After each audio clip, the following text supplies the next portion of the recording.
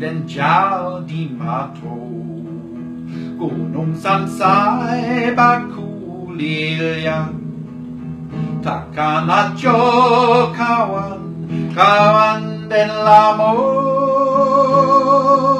sangki basulyang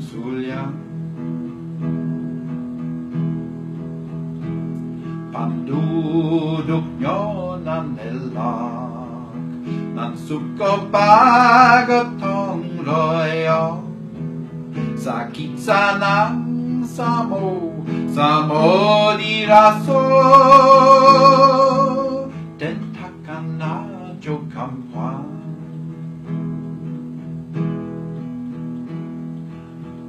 takkan najo kampuan ibu ayah ajak saranyo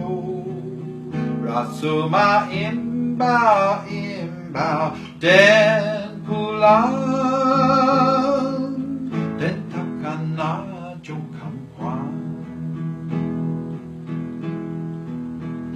takkan najo kampuan ibu ayah ajak saranyo rasuma imbau dan pulang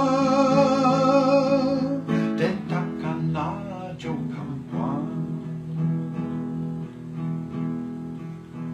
dan takkan najo kampuan